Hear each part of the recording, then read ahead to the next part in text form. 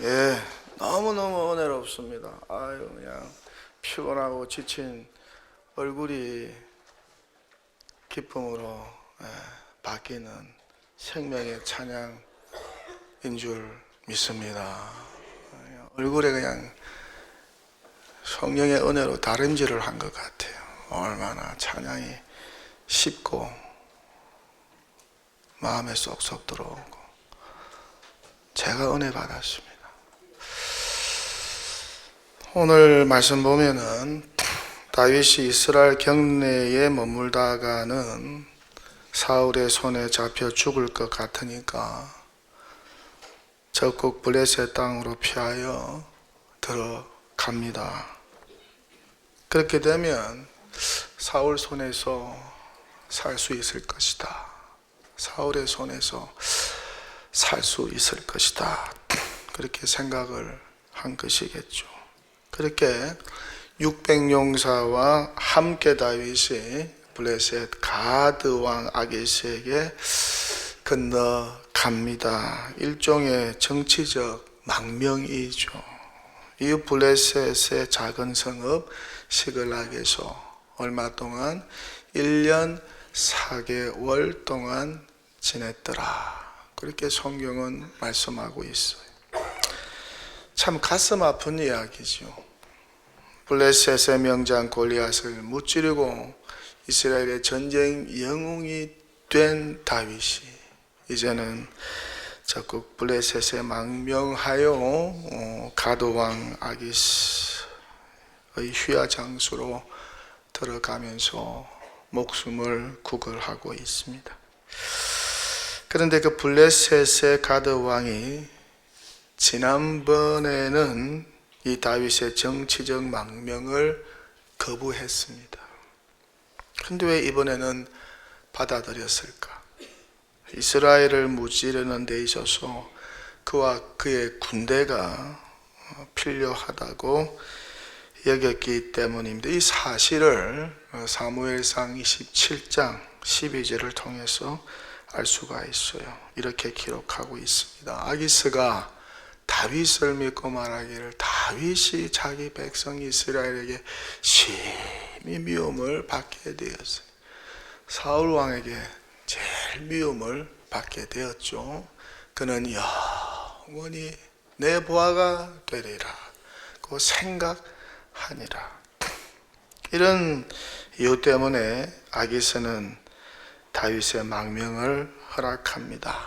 그만큼 다윗을 향한 사울의 미움과 박해가 심했다는 것이겠죠. 다윗에게는 이제 더 이상 감당하기 힘든 고통이었습니다. 하루 이틀도 아니고 10년간 사울 왕의 눈을 피해 도망을 다녀야 했으니까 얼마나 피곤하고 지치고 힘들었을까. 지옥이었을 거예요. 지옥. 그것도 혼자가 아닙니다. 자신을 따르는 600용사를 데리고 피해 다녀야 했으니까 얼마나 그 책임감이 또한 무거웠을까. 이스라엘이 크면 얼마나 크겠습니까? 아주 조그만하죠. 거기 성지순례 다녀오셨거나 여행 다녀오신 분들은 알 거예요. 우리나라 강원도만 하다고 하잖아요. 그 좁은 땅에서 숨어 다녀야 하니까 얼마나 힘들었을까요? 숨는 것도 한계에 다다랐어요. 도망갈 데가 없어요. 사울 왕의 미움을 받으면서 도망자로 그 좁은 땅에서 10년을 버틴 것도 참 대단한 일입니다. 대단한 일이에요. 제가 어릴 적에 본 미국 드라마 중에 도망자라는 드라마가 있었습니다. 참 인상 깊게 또 재미있게 본 것 같습니다. 아마 기억하시는 분도 있을 겁니다. 여러 번 영화로도 리메이크가 되기도 했죠. 실화를 배경으로 만든 드라마였습니다. 리처드 킴벌이라는 멀쩡히 살던 소아과 의사가 어느 날 아내를 살해한 혐의로 체포됩니다. 킴벌은 계속해서 보면은 내가 아니라 외파리였다고, 외파리가 내 아내를 죽였다고 그렇게 말을 하지만은 경찰은 킴벌의 말을 믿지 않습니다. 그의 증언을 무시해버려요. 교도소로 이송되던 중 뜻하지 않은 사고가 발생하게 되고 이 틈을 타 킴벌은 탈주하여 도망자가 됩니다. 진범을 찾기 위한 외파리, 그 자기 아내의 진범을 죽인 진범을 찾기 위한 나름의 선택이었습니다. 킴벌을 체포했던 필립 제라드 경위는 자신의 명예 회복을 위해서 필사적으로 킴벌을 추적하기 시작합니다. 그러면서 다양한 에피소드가 만들어집니다. 어릴 적 이 드라마를 보면서 든 생각은 하나, 정말 도망자는 힘들겠다. 정말 도망자는 힘들겠다. 도망자 의사 킴벌은 매일이 힘들었겠다. 매일이 지옥이었겠다. 실제 다윗이 그랬습니다. 매일이 힘들었어요. 매일이 지옥이었어요. 잠을 제대로 잤을까? 잠을 못 자니까 두렵고 떨리니까 언제 사울이 군사 3천 데리고 잡으러 올진 모르니까 또 언제 밀고자가 생겨서 언신처가 각될지 모르니까 제대로 잠이나 잤을까? 그래서 잠하지 않는 시간에 시를 쓰고 기도를 하지 않았을까? 매일이 지옥이었어요. 추격자 사울왕 때문에 그 지긋지긋한 도망자의 삶을 무려 10년이나 살았다는 사실, 이거 하나만 보아도 다윗은 왕이 될 충분한 자격이 되지 않았을까? 도망쳐본 경험이 있으세요? 도망쳐본 경험이 있으세요? 제가 잘 아는 어느 여집사님은 참 젊은데 남편이 사업을 잘했어요. 그런데 쫄딱 망했어요. 어린 두 딸 데리고 빚쟁이들이 보낸 나쁜 사람들을 피해서 도망을 다녀야 했습니다. 또 잡혀서 어려움을 당했다는 이야기 신방하면서 그 이야기를 듣는데 제 마음이 아파서 얼마나 눈물을 많이 흘렸는지, 제가 한 신방 중에 5손가락이 되는 그런 참 기억이 나는 신방이었습니다. 오래전 이야기입니다. 그렇게 도망 다니는 것은 힘들어요. 더군다나 억울한 누명을 쓰고 도망 다니는 것은 더 힘들겠죠. 잘못 하나 없는데 도망 다녀야 하니까 그 신세가 얼마나 처량할까, 얼마나 힘들까. 그 좁은 땅에서 도망을 다녀야 하니까 사람들의 눈에 얼마나 잘 뛰겠습니까? 그걸 피해 다녀야 하니까. 도망자에 나오는 주인공 의사 킴벌은 그래도 도망할 곳이 많아요. 왜요? 미국 땅은 넓어요. 우리나라 50개, 60개 있는 것처럼 넓지 않습니까? 그런데 다윗이 도망 다니는 공간은 강원도만 합니다. 그러니까 얼마나 힘들었겠어요. 무엇보다 한 나라의 왕이 군사 3천을 이끌고 추격하니까 다윗이 얼마나 힘들었을까? 잡힐 위기가 한두 번이 아니었죠. 여러 차례 있었어요. 그러니 어떻습니까? 망명할 만도 하지 않겠어요? 어느 성경학자들이나 설교자들은 다윗이 적국의 땅 블레셋에 망명한 것을 두고 비난하고 어떻게 약속의 땅 이스라엘을 버리고 망명할 수 있느냐고 그렇게 이야기도 하지만 저는 그렇게 생각하지 않아요. 목숨보다 귀한 것이 없으니까. 안 그렇겠어요? 살고 봐야죠. 죽으면 그만이에요. 죽으면 무슨 희망이 있고 죽으면 무슨 미래가 있겠습니까? 다 끝나는 건데 살고 봐야죠. 살아야 희망도 살아야 미래도 있는 거 아니겠어요? 무엇보다 다윗이 잘못한 것도 아니고 억울한 누명을 쓰고 다니는데, 그리고 그 억울한 누명이라는 것이 다 사울이 지어낸 것 아니겠어요? 조작된 것이죠. 음모였어요. 그의 시기와 질투 그리고 두려움에서 나온 소설입니다. 소설로 사람을 많이 잡죠. 권력자들이 마음에 안 든다고.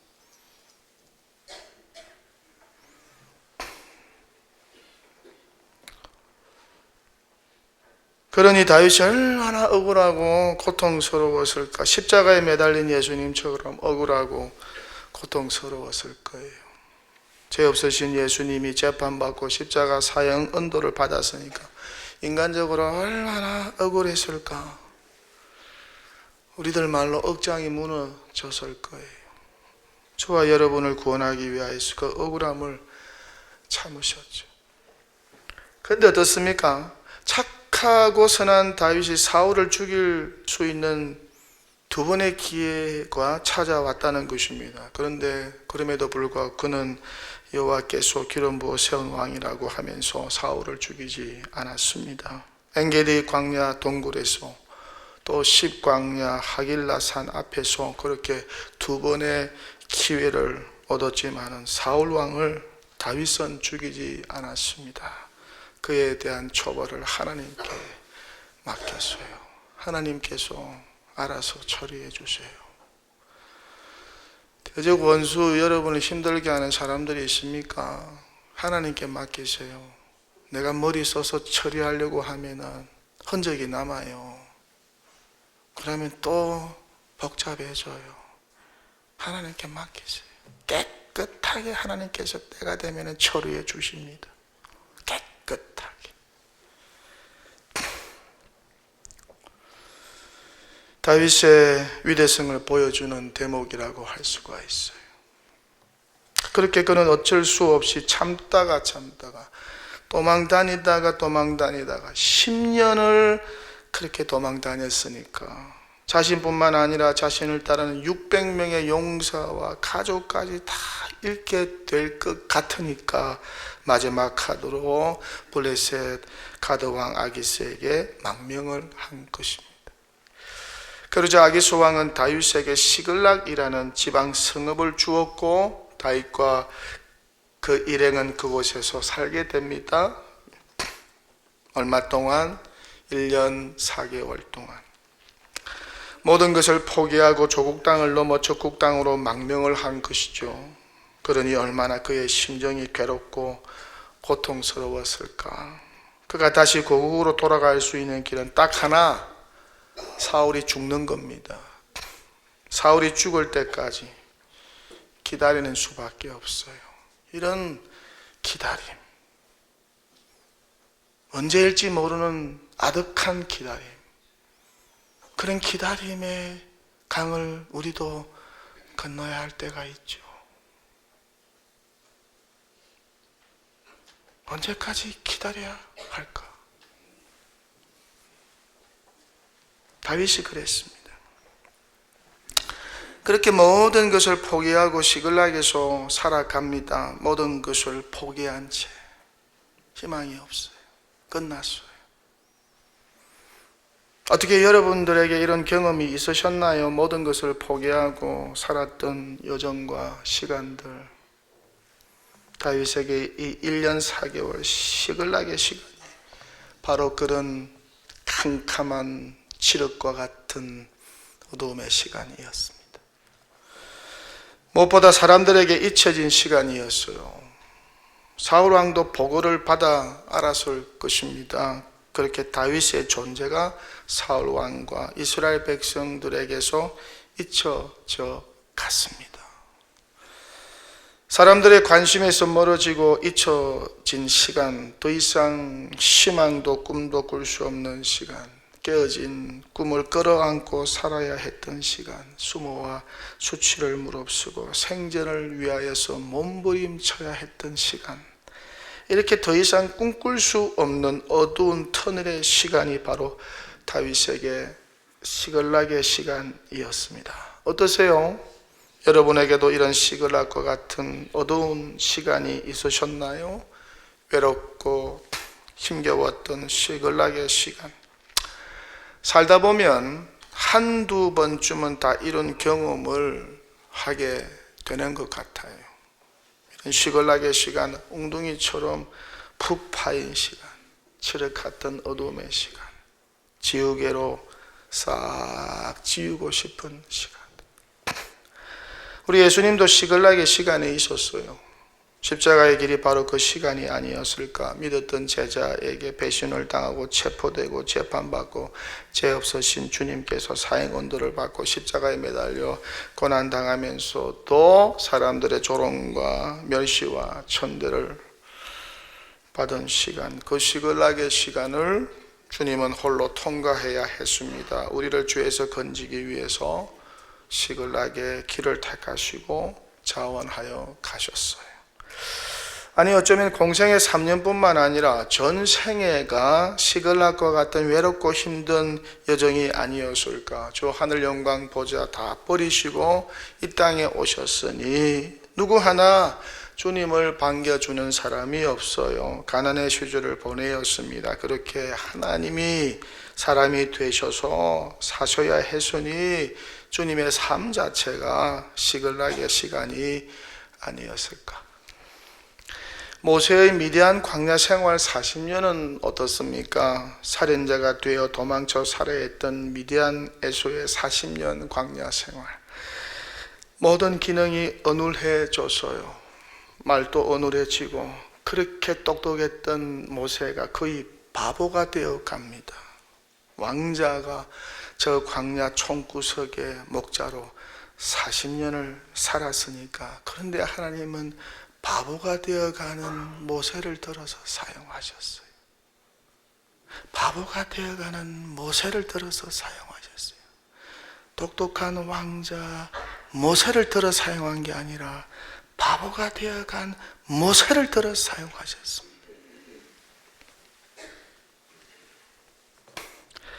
바울의 아라비아 광야 3년 그리고 다소의 낙향 생활은 또 어떠했을까?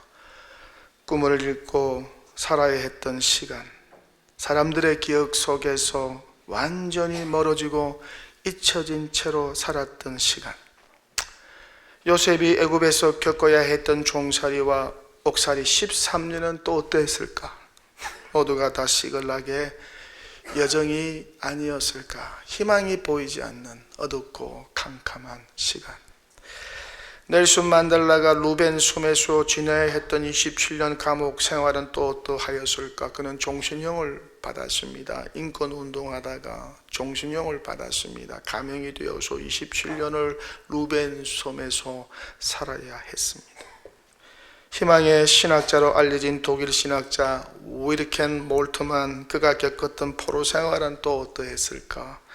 그는 수용소 철조망의 희미한 불빛 아래에서 신약 성경을 읽으면서 절망 중에 희망을 찾아 나갔습니다. 이 모든 시간과 순간들이 다 시글락의 시간이 아니었을까? 역사와 사람들로부터 잊혀진 시간.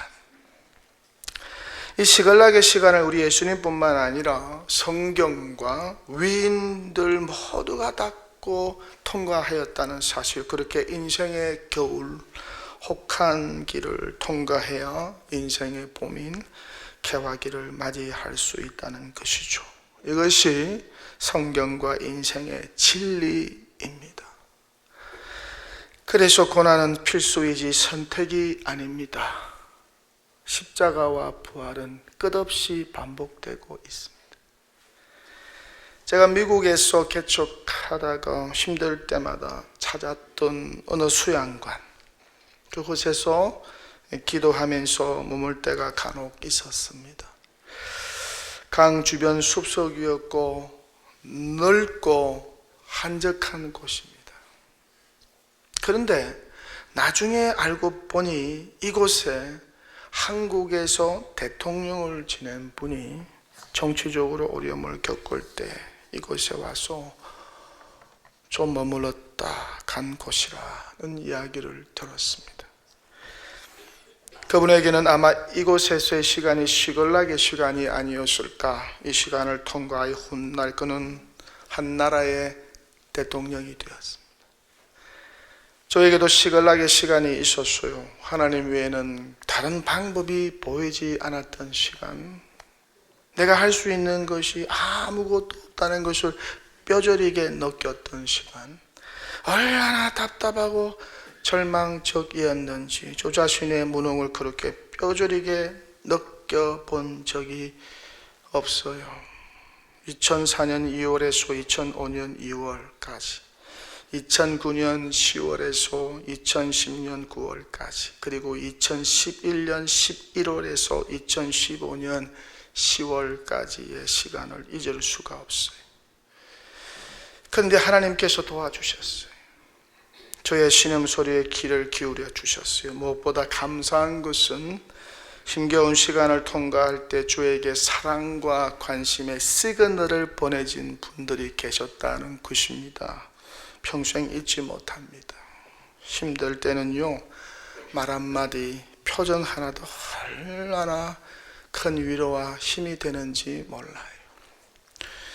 그런데 이 시간이 결국 저를 살리고 연단받게 만들고 더 성숙한 사람 되게 만들었다는 것입니다.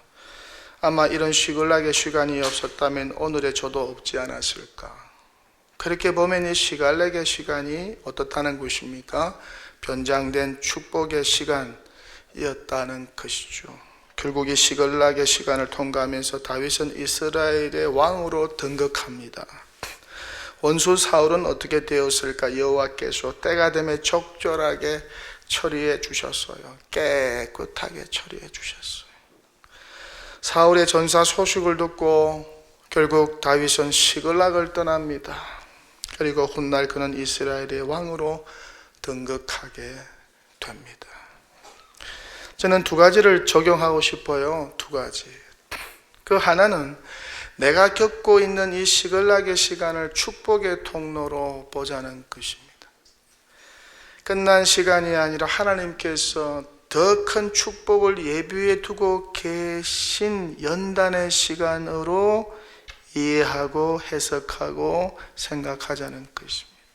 이런 믿음으로 이 시간을 통과하자는 것입니다. 연단이 끝날 때 반드시 그분께서 큰 축복을 주실 것입니다. 이런 믿음으로 각자가 경험하고 통과하는 시글락의 시간을 바라보자는 것입니다.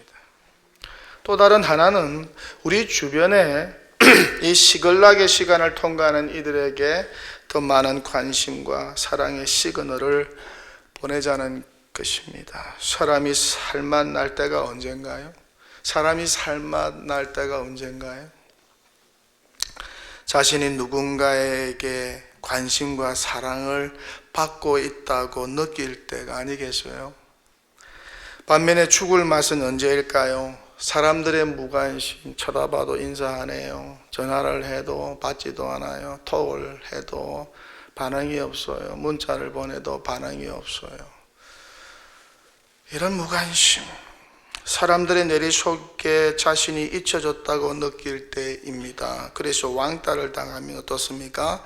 살고 싶은 마음이 사라지죠. 그래서 목숨을 스스로 끊기도 합니다. 그래서 외로움은 힘든 거예요. 외로움은 힘든 거예요.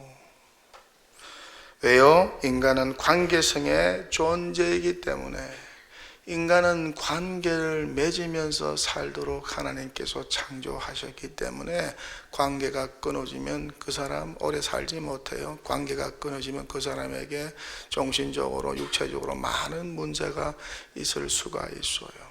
그래서 관계가 보약이라는 말도 있지 않습니까?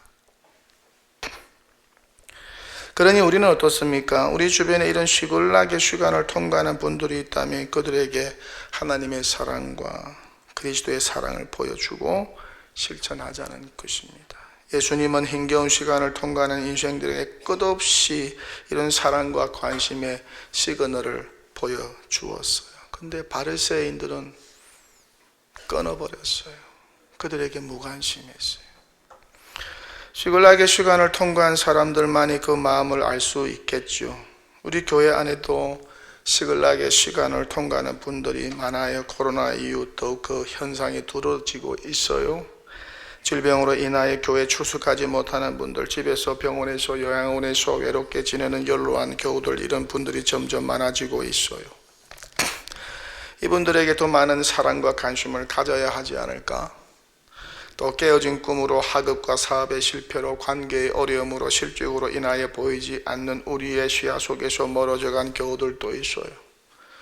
또 연로한 부모님을 모신다고 고군분투하며 지내는 교우들, 뜻하지 않은 큰 수술로 수술 후유증으로 힘들게 지내는 교우들, 투병 중인 교우들, 투석 중인 교우들, 항암 치료 중인 교우들, 병든 부모를 돌보느라 젊음과 청춘을 바친 교우들, 병든 자녀 돌보느라 평생을 헌신한 교우들, 치매로 인해서 고통 중인 배우자와 부모를 돌보는 교우들, 그리고 노후를 홀로 외롭게 살아가는 교우들, 마치 시글락과 같은 제한된 공간에서, 마치 세상 같은 제한된 공간에서 답답하고 힘겨운 시간을 다람쥐같이 보내고 있는 교우들입니다. 이런 분들에게 우리가 더 많은 관심과 사랑의 시그널을 보내야 하지 않을까? 이런 사랑과 관심으로 충만한 교회가 되면 얼마나 좋을까? 사랑의 식은 교회는 교회 아닙니다. 지옥이지. 무관심한 교회는 교회 아닙니다. 지옥이지요. 교회 안에는 사랑과 관심으로 가득 채워져야 해요. 어느 책에서 읽은 내용입니다. 한 남자가 약속 장소를 향해 서둘러 운전을 해서 갑니다. 그런데 앞에 가는 차가 거의 거북이 수준입니다. 이런 경우를 우리도 운전하다가 종종 경험하잖아요. 경적을 울리고 헤드라이트를 깜빡거려도 속도 낼 생각을 전혀 하지 않습니다. 마침내 자제력을 잃고 화를 내려는 찰나 차 뒤에 부착된 작은 스티커가 눈에 보이기 시작합니다. 장애인 운전자입니다. 조금만 참아주세요. 장애인 운전자입니다. 조금만 참아주세요. 그 문구를 보는 순간 모든 것이 달라졌습니다. 남자는 마음이 차분해지고 조급함도 사라졌습니다. 오히려 그 차와 운전자를 보호해주고 싶은 마음이 생겼습니다. 약속 장소에 몇 분 늦게 도착하는 것이 더 이상 중요하지 않았습니다. 그날 밤 남자는 생각했습니다. 그 차에 스티커가 붙어 있지 않았다면 참을성을 발휘했을까? 빨리 비키라고 더 심하게 경적을 울리지 않았을까? 이에 작가는 이런 질문을 던집니다. 왜 우리는 사람에 대해서도 각자의 등에 붙어 있는 투명한 스티커를 알아보지 못한 채 성급히 판단하는가? 성급히 판단하는가? 이를테면 이런 스티커들 말이다. 일자리를 잃었어요. 병과 싸우고 있어요. 위온의 상처로 아파요. 불면증에 시달리고 있어요. 사랑하는 사람을 잃었어요. 자존감이 바닥이에요. 그저 껴안아줄 사람이 필요해요. 방세를 못 내고 있어요. 우리 모두는 보이지 않는 스티커를 등에 붙인 고독한 전사이다. 그 등은 어떤 책에도 담을 수 없는 이야기를 지니고 다닌다. 따라서 서로에 대해 조금 더 참고 친절해야 한다고 글을 적고 있습니다. 인도에서 일어난 일입니다. 기차 안에서 두 아이가 여기저기 뛰어다니고 있습니다. 서로 싸우기도 하고 좌석 위로 뛰어오르기도 합니다. 우리가 자녀 키우면서 일상 속에서 보는 그런 상황입니다. 근처에 앉은 아이들의 아버지는 생각에 잠겨 있습니다. 가끔 아이들을 쳐다볼 뿐입니다. 하지만 다른 승객들은 아이들의 장난기에 화를 내고 아이들 아버지의 태도에도 짜증이 납니다. 밤 시간이어서 더욱 짜증이 납니다. 기찻간에서 자고 있는데 떠들어 제끼니까. 보다 못한 한 사람이 남자에게 소리칩니다. 당신은 대체 어떤 아버지길래 아이들이 이토록 버릇없이 행동하고 있는데 제지하기는커녕 미소로 부추기고 있는 거요. 아이들에게 잘 설명하는 것이 당신의 의무 아닌가요? 남자는 잠시 생각에 잠겼다가 이렇게 말합니다. 아이들에게 어떻게 설명해야 할지 생각 중에 있습니다. 아내가 친정에 다니러 갔다가 어제 사고로 세상을 떠났습니다. 장례를 치르러 아이들을 데리고 가는 중인데 이제 엄마를 다시는 볼 수 없을 것이라고 아이들에게 어떻게 말해야 할지 아무리 생각해도 모르겠습니다. 우리는 남들이 모르는, 나도 경험하지 못한 다양한 시글락의 시간 통과하는 이들과 더불어 살고 있습니다. 목회 현장에서도 이런 분들의 신음소리를 자주 듣습니다. 목사님 큰 수술을 해야 해요. 목사님 암이 또 재발했어요. 목사님 암이 발견되어서 수술을 합니다. 목사님 항암 치료를 또 시작합니다. 목사님 넘어져서 허리를 크게 다쳤어요. 목사님 딸이 죽어갑니다. 목사님 어머니 모시는 것이 힘들어요. 목사님 치매 걸린 남편 섬기는 것이 힘들어요. 목사님 사업에 실패해서 교회를 떠나야 하겠습니다. 목사님 직장을 잃었어요. 목사님 저분 때문에 교회를 옮겨야 하겠습니다. 목사님 교인들이 저를 왕따시켜요. 목사님 자식 때문에 너무 힘들어요. 목사님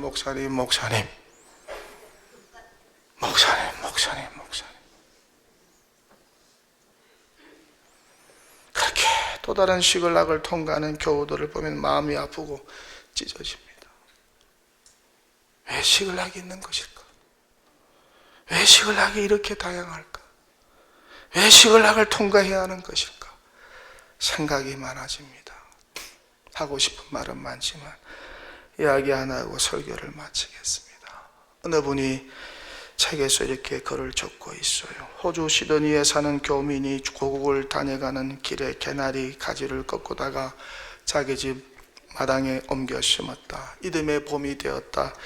맑은 공기와 좋은 햇볕 덕에 개나리 가지와 잎은 한국에서 보다 무성했지만 꽃은 피지 않았다. 첫 해라 그런가 보다 이겼지만 2년째에도 3년째에도 꽃은 피지 않았다. 한국처럼 혹한의 겨울이 없는 호주에서는 개나리 꽃이 아예 피지 않는다는 사실을 나는 나중에야 알게 되었다. 저온을 거쳐야만 꽃이 피는 것을 전문 용어로 춘화현상이라고 하는데 튤립, 하야신스, 백합, 라일락, 철쭉, 진달래 등이 여기에 속한다.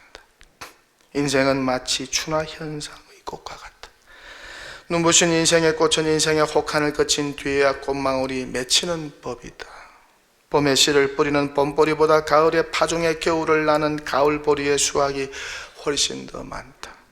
인생의 열매는 마치 가을보리와 같이 인생 겨울을 거치면서 그 열매가 더욱 풍성하고 견실해진다. 주님이 사랑하시는 자녀들에게 때로 고난을 거치게 하시는 까닭이 이것이다. 인생의 꽃과 열매가 맺히는 봄은 고난의 매듭 위에 임한다. 우리가 자신의 연약함을 스스로 인정할 때 전적으로 의지할 수밖에 없는 주님으로 인해 비로소 강해질 수 있다는 믿음의 역사를 삶으로 터득하게 된다.